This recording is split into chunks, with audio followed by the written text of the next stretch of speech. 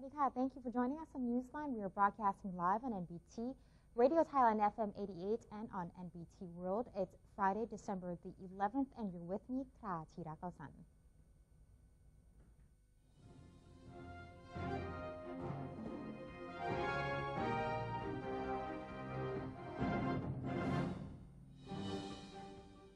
Welcome to today's segment of Thailand Moves Forward.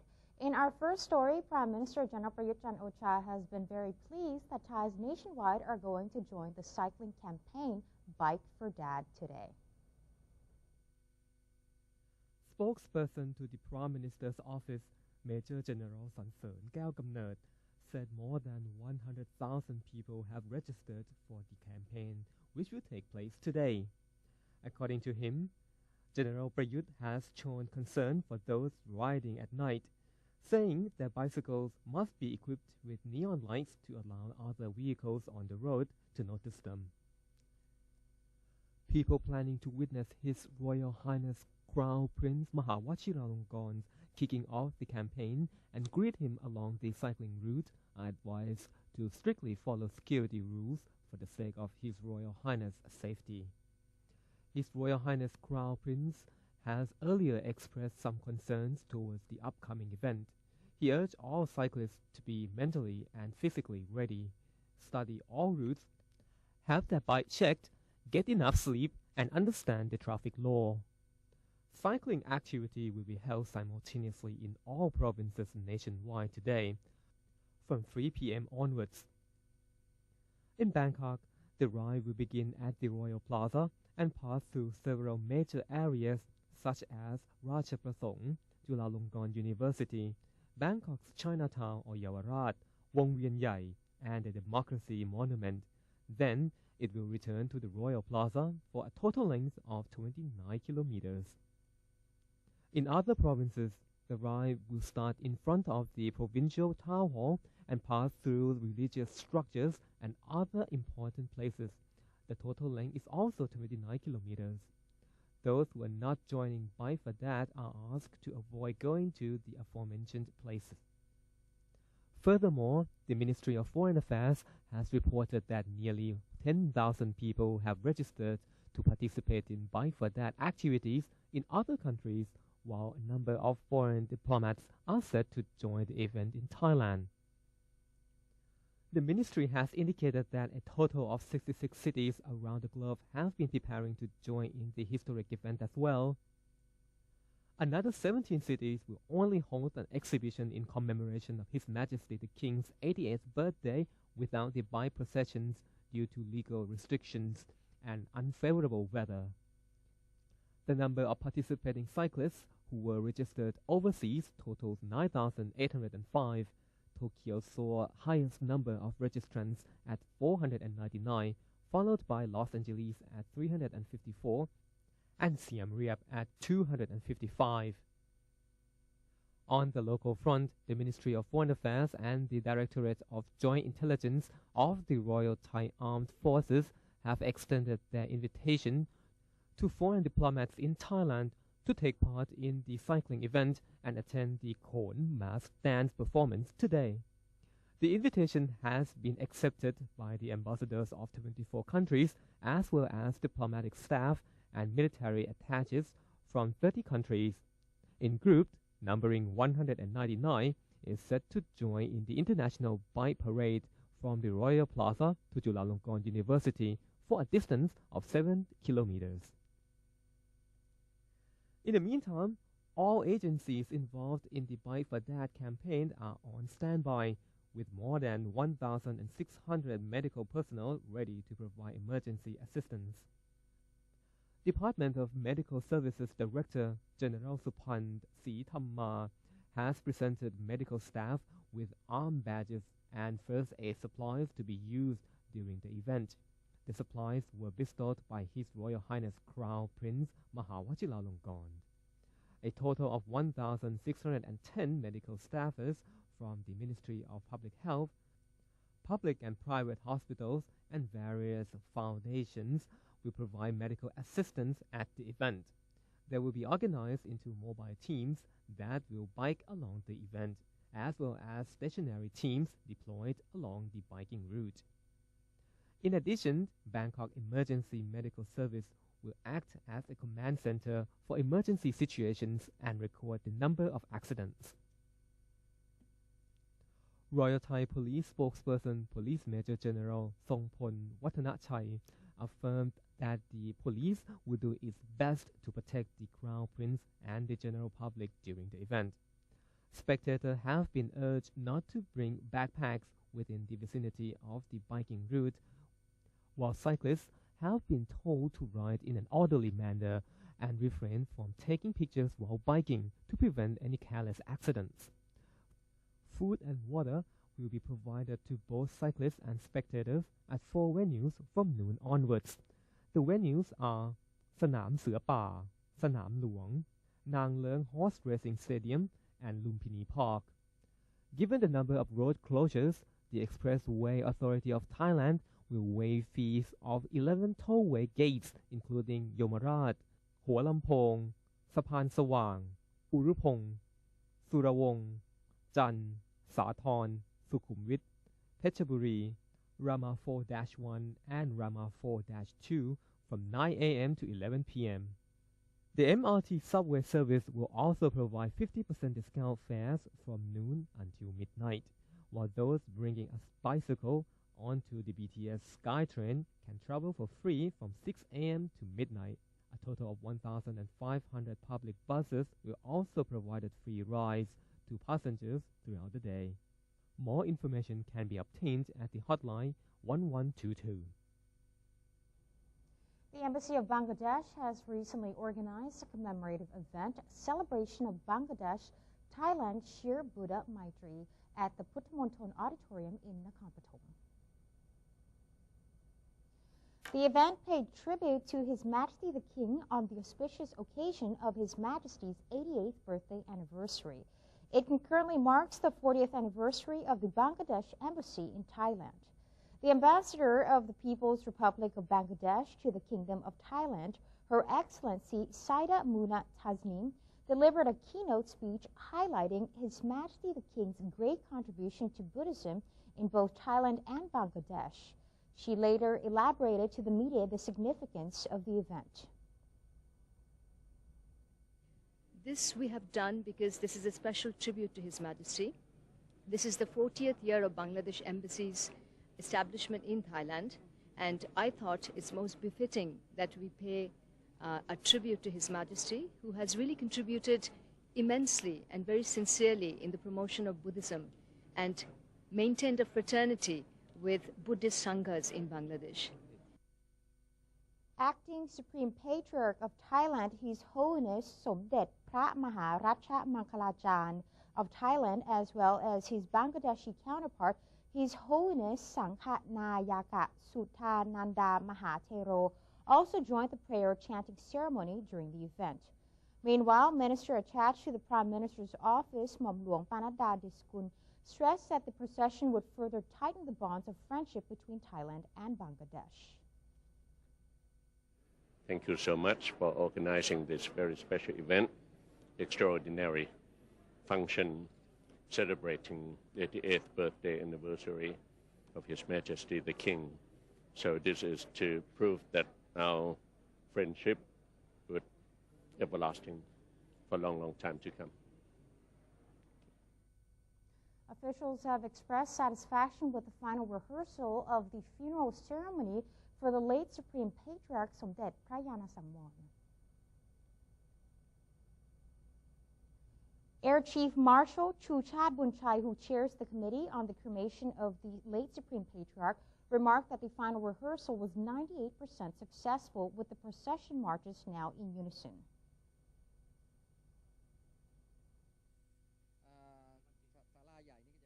The rehearsal went by smoothly.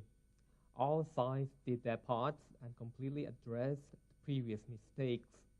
Between the rehearsal and the actual event is the dress code enforcement. Also, the Bangkok Metropolitan Administration provided much assistance. Thanks to the office, we have no major issues. Members of the public who plan to attend the event Please remain at the designated spectator areas at all times, while refraining from entering the marching route. Meanwhile, Minister to the Prime Minister's Office, Police General Ek Angsananon, affirmed the government's readiness on all fronts and has invited the public to wear black mourning clothes on the day of the ceremony, which is on December 16th. Director General of the Department of Religious Affairs, Kitsiyapong Siri, revealed that the department has published a book containing the teachings of the late Supreme Patriarch in 8 languages, such as Thai, English, Burmese, and Khmer. He also revealed that at 10:30 a.m. on the day of the ceremony, the Prime Minister will lead an almsgiving ceremony where he will present offerings to 18 high-ranking abbots from both Thailand and abroad. The full-scale rehearsal was taken part by 1,400 participants from the Royal Household Bureau of the Royal Thai Police, the Royal Thai Army, and disciples of the late Supreme Patriarch. The ceremony consists of a procession to escort the carriage bearing the remains of the late Supreme Patriarch from Wat Bawaniwet Vihan to the cremation site at Wat Thep Sirintrawat Rachawara Vihan.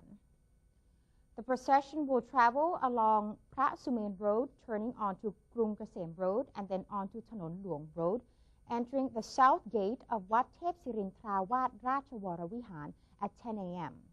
The procession covers a total distance of 3.38 kilometers with an estimated duration of 2 hours. After arriving at the site, a second procession will be held when the royal urn is moved 3 rounds in an anti-clockwise direction around the crematorium. On the day of the ceremony, His Royal Highness Crown Prince Maha Vajiralongkorn, acting on behalf of His Majesty the King, will light the funeral pyre at 4:30 p.m.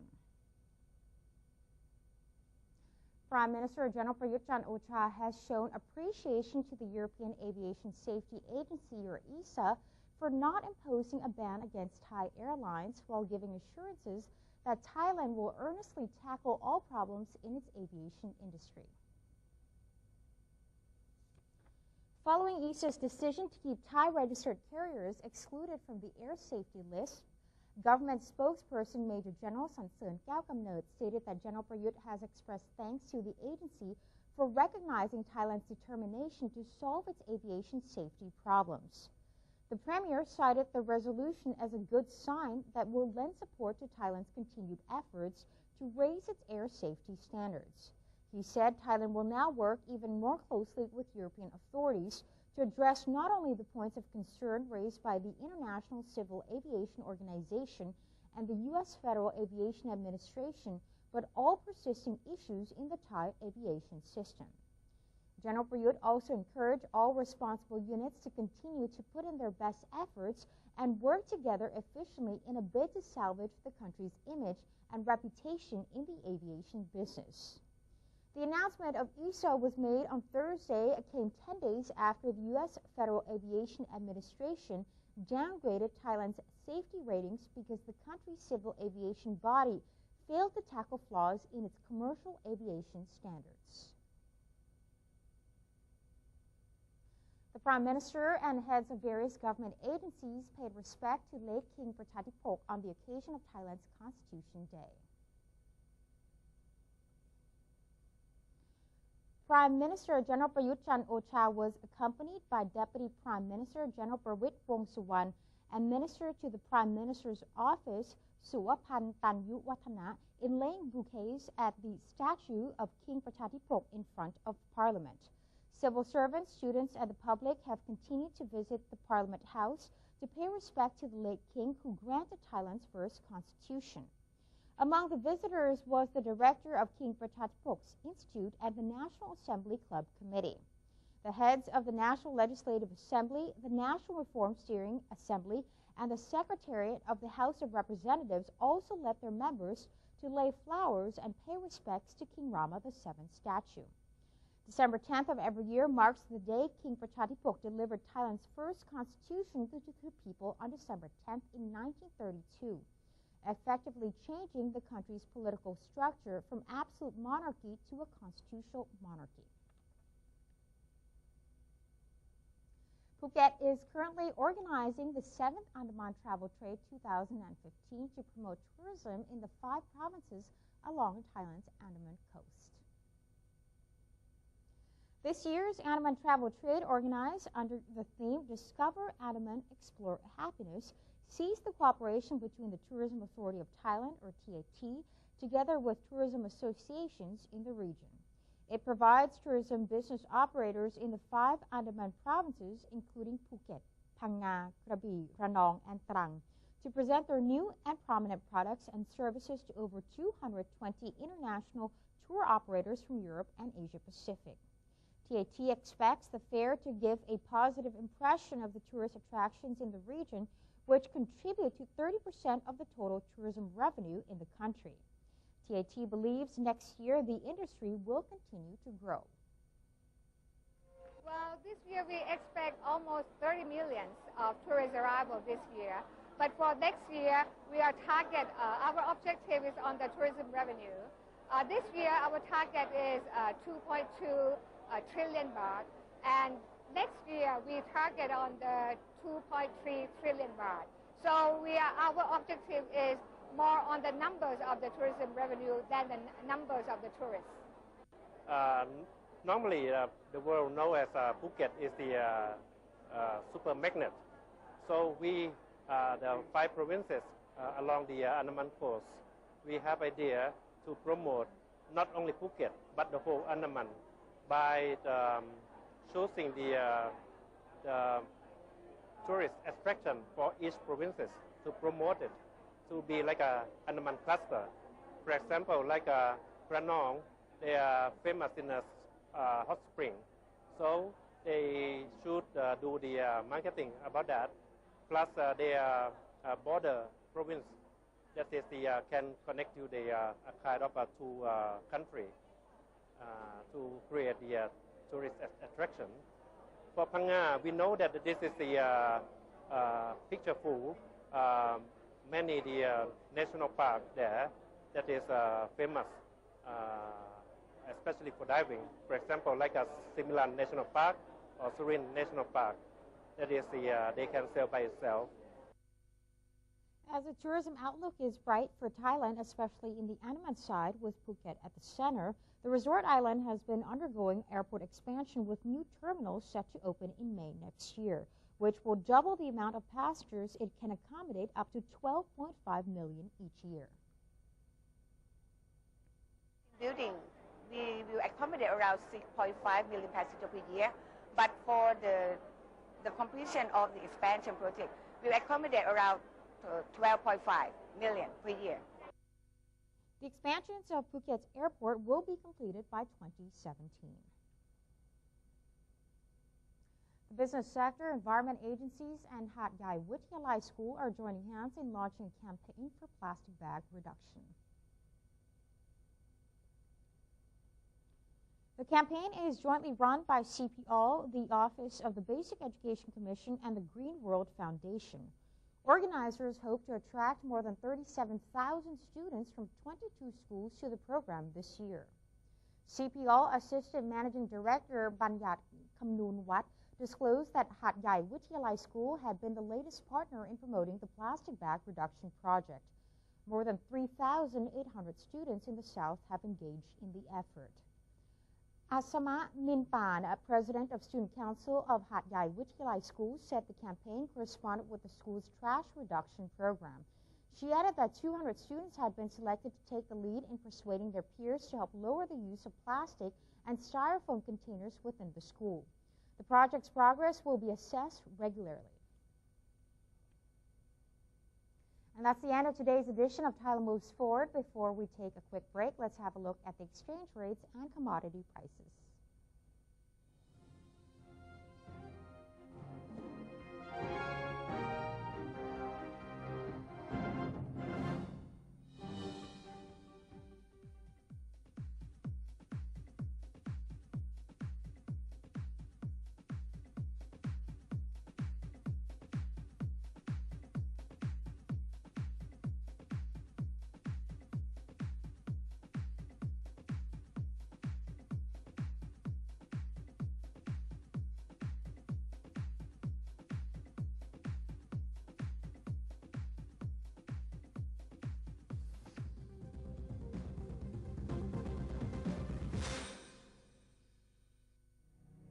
To maintain a strong nation, Thailand is promoting 12 core values for the good of the people. First among them, to uphold the three pillars: the nation, religion, and the monarchy.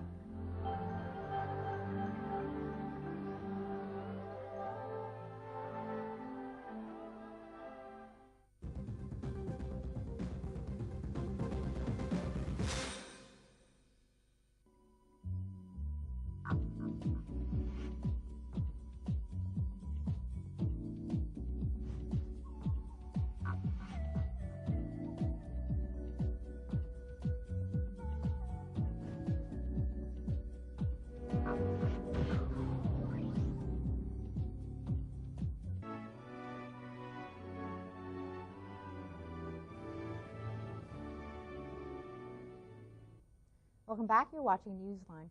The countdown has begun for the long-awaited formation of the Austin community, which will arrive in 20 days.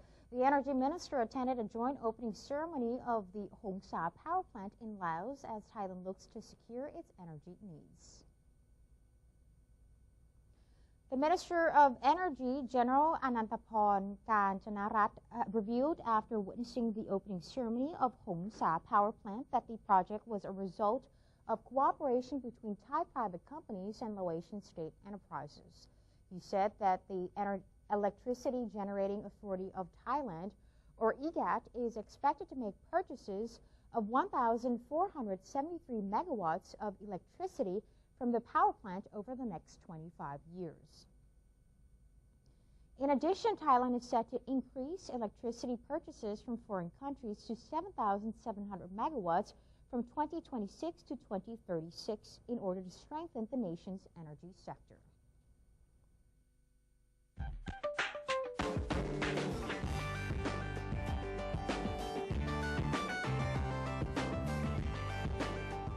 Elsewhere around the world, the U.S. Muslim advocacy group Council on American Islamic Relations said its Capitol Hill office was evacuated by police after a foreign substance was received in the mail. The group's staff attorney, Maha Syed, revealed that the office received an envelope containing a note that read, "Die a painful death, Muslims," and white powder. The spokesperson, Ibrahim Hooper, reported that field tests are showing that there is no hazardous material. It is now in the hands of the FBI, who will do more extensive tests on the powder to confirm that the substances are not dangerous. About 3 employees came into contact with the powder and were quarantined in the building while police and firemen arrived on the scene to investigate. The incident came days after Republican presidential candidate Donald Trump issued a call to prevent Muslims from entering the United States until the government could set up better screening for those seeking to enter the country. Cuban police detained at least 6 people shouting freedom and long live human rights in Havana, and dissidents reported 100 arrests nationwide as Cubans called for unauthorized demonstrations to mark UN Human Rights Day.